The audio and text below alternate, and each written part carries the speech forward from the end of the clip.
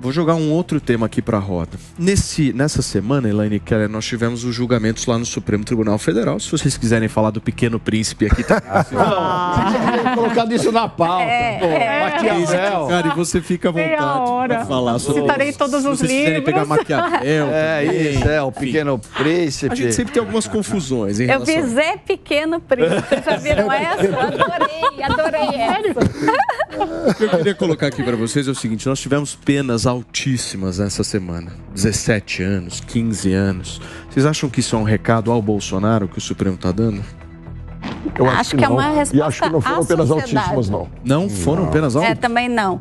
Eu acho que não. Oi? Eu acho que o recado é para a sociedade de que não vai ser mais tolerado qualquer tipo de tentativa de atentado contra a democracia. Não acho que foi uma resposta a Bolsonaro, até porque se vocês pararem e olhar bem, né? O senador Flávio Bolsonaro acha que foi. Não acho. Público dizendo que, e olha que eu não tenho motivo nenhum para defender aqui, né?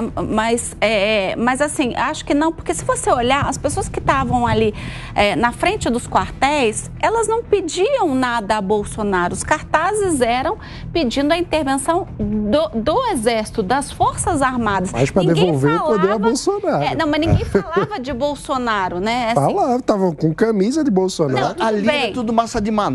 Tudo massa de manobra. Então, assim, ali o que pedia era as Forças Armadas. Mas eles não eram golpistas. Quem dá o golpe, em 64, quem deu o golpe? Foi os militares junto com a Câmara que disse que o cara não era presidente. Gente, não tem golpe sem Forças Armadas. Então, mas aquilo é tudo massa de manobra. Nego batendo continência na frente do quartel. Sim, não tem. Só é golpista quem pertence de alguma forma às Forças Armadas? Não, eu não disse isso. Não. Tô falando que a tiazinha que estava em frente do Exército não é golpista. Não. Mas peraí, Mas estava pedindo golpe. Peraí, calma. Mas é que o golpe se faz pelas Forças Armadas. Peraí. Quem pede golpe é golpista. 64 teve participação da sociedade civil. Isso, pedindo ao Exército, exatamente. Golpista é quem quer, de alguma forma, dar um golpe. Eu acho que eu me perdi aqui. Deixa pra lá. Eu vou explicar. De um quartel pedindo socorro, tá pedindo golpe às Forças Armadas. Mani, você me atrapalhou. É uma forma de pressão branca. Exato. Porque é o seguinte, como 64, o povo queria intervenção militar e só se faz um golpe de Estado com o apoio das Forças Armadas. Então, o povo queria que as Forças Armadas entrassem. Né? O nome Bolsonaro podia estar na camiseta? Podia, mas não era, ali era o pedido de um golpe contra a eleição a eleição de... Mas era o líder oculto. Exato. Vocês vão deixar a nossa audiência mais confusa do que eu fiquei com essa... Tá bom. Eu me perdi. Vou trazer as aspas aqui do filho de Jair Bolsonaro, o senador Flávio Bolsonaro, que diz o seguinte: eles, ministros do Supremo Tribunal Federal, querem insistir com a tese de que há um mentor intelectual disso tudo e não há. Simplesmente não. Eles querem dizer que é o Bolsonaro, mas como não tem prova, ficam prendendo para ver se forçam uma Mas dele não tinha nem competência para ser mentor intelectual. Bolsonaro não conseguiu fazer um partido, vai fazer o golpe.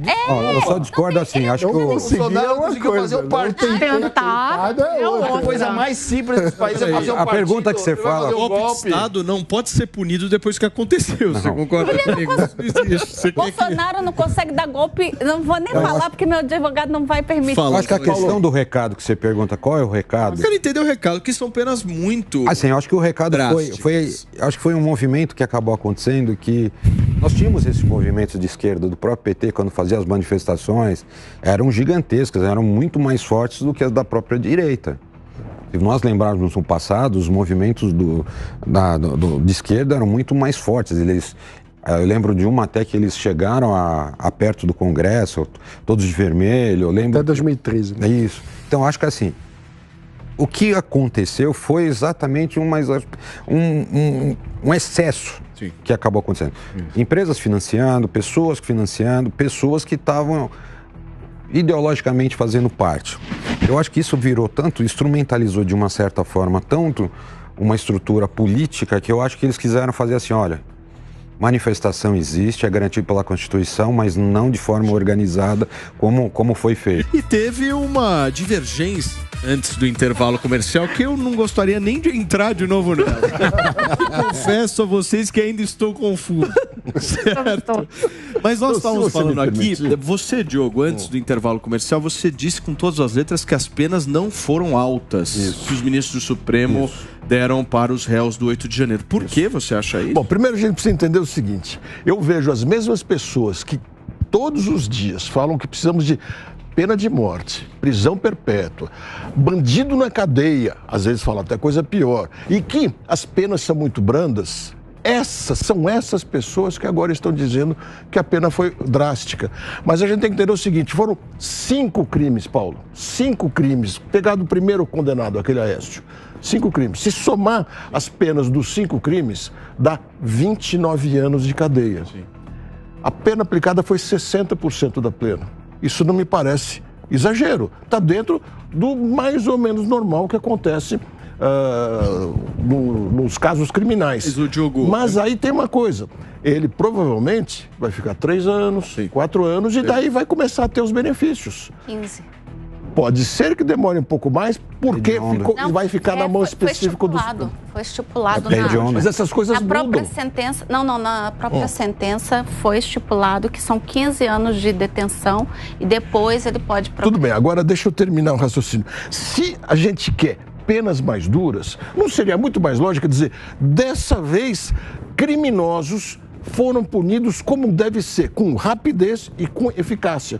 Não é isso que nós queremos para todos? Eu quero que todos os criminosos sejam punidos com no mínimo um rigor como esse, para eu poder ficar em liberdade. Para todos. Isso que eu digo. Essa celeridade tinha isso que eu digo. Se a gente reclama que agora isso aqui foi demais, a gente está validando todas as impunidades dos outros lados. E aí, Maninho? Muito pouco. Eu acho que um ponto fundamental é lembrar a gravidade do que é um crime de golpe de Estado.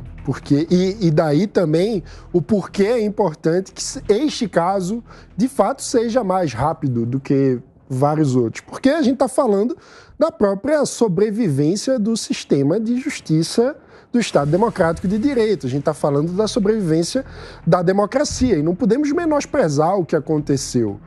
E eu acho que a gente está vendo um processo de tentativa de relativização daquele episódio, que foi uma tentativa de golpe de Estado, a partir de uma ideia de, não, mas são todos grandes incompetentes, nunca conseguiriam tomar o poder. Já chegaram a essa tese.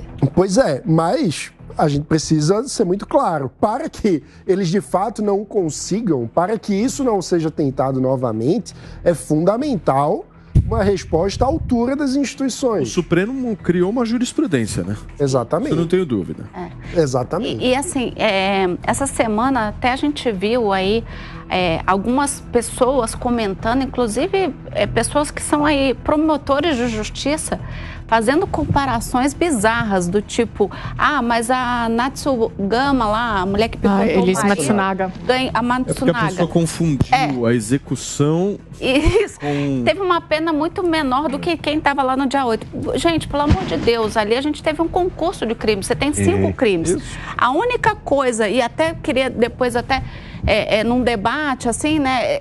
Talvez o que eu discordaria é na questão da associação criminosa. Porque, para quem é do meio jurídico, sabe que para você ter a tipificação de associação criminosa, você precisa ter a hierarquia, tem que ter tudo organizado. Quem é que manda, quem é que é o mentor, quem é que executa. Ali não me pareceu isso, até porque se a gente joga para um crime multitudinário, que é um crime de muitas pessoas, né, de multidão, não tem como você falar de organização criminosa. Então, a única coisa dos 5 crimes que eu entendi ali, que talvez pudesse ter uma discussão, foi essa. Agora, o nível dos advogados que foram... Baixíssimo. A defesa... Não eram advogados. Pelo amor de Deus. Não eram advogados, né? Eram políticos. Exatamente. E nenhum deles defendeu, de fato, era um manifestante que estava na rua lá. E nem houve essa discussão da questão do crime multitudinário, da organização criminosa. Você não vê eles discutindo ali ponto a ponto de cada um. Ele estudou o processo, Elaine. Ele não estudou o processo. Aquilo ali era palco.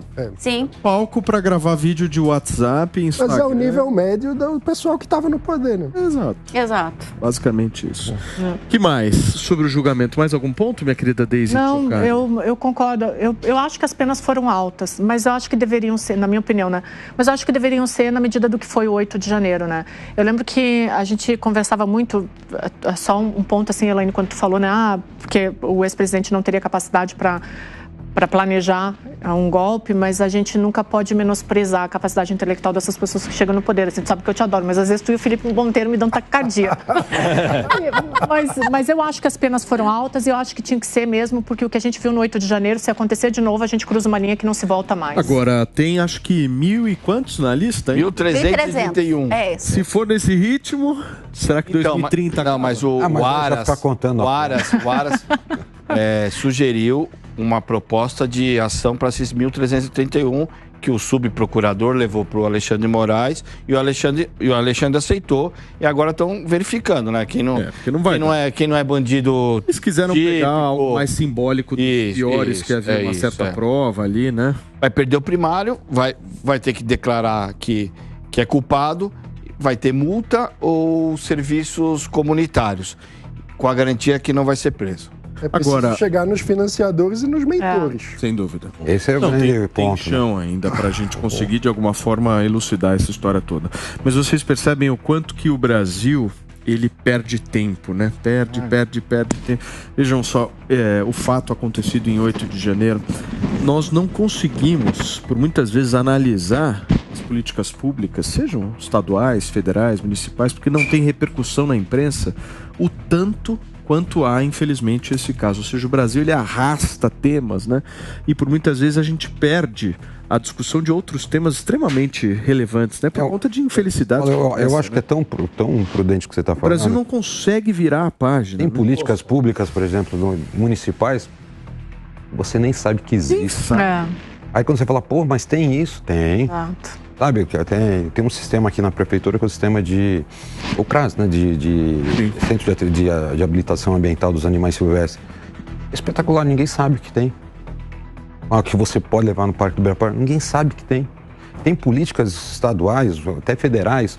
Eu fui... A própria privatização da Sabesp, que o governador Tarcísio tem encampado aí, você não ouve discutir. Sim. Eu fiz um estudo na época era a Secretaria de Desenvolvimento Social, de todos os projetos que tinham lá dentro. Um melhor que o outro. Um melhor que o outro. Dentro do governo do Bolsonaro, nunca se ouviu falar. Se vocês me permitem aqui, eu vou usar o meu tempo, né? Eu vou usar o meu academicismo de novo, você não me aguenta mesmo. Mas tem uma frase do Nietzsche que a gente falava muito no Linha de Frente aqui do ano passado, quando começou esse burburinho todo das pessoas na frente dos quartos. Se me permitem, que ele fala assim, que quando tu luta contra monstros, tu tem que tomar cuidado para que ao longo do processo tu não te torne um monstro também. Quando tu olha demais para o abismo olha de volta para ti. Sim. A gente tem que analisar mesmo o que vai acontecer com o Brasil nesse finzinho de ano, porque também, do ponto de vista, aí olhando para o próprio governo federal, você teve, se eu não me engano, o Datafolha, aí vocês me corrijam se eu estiver errado, mas eu tinha visto o Datafolha dessa semana, que também olhou para os eleitores do Lula em relação ao otimismo econômico e já começou a despencar o otimismo, né? Então, ou seja, os brasileiros estão tristes, motivados. Aquela lua de mel sempre acontece e tem prazo de validade. Prazo de validade. 9 meses, impressionante. 9 meses, 8 meses ali de lua de mel, aí começam coincidentemente outras visões. Foi quando o combustível começou a subir de preço e muitas coisas foram parando. É a economia no final, quer dizer, o combustível sobe de preço, mexe com todo mundo. Fala, o pobre não tem carro, mas claro que mexe com ele, porque mexe com o preço em geral.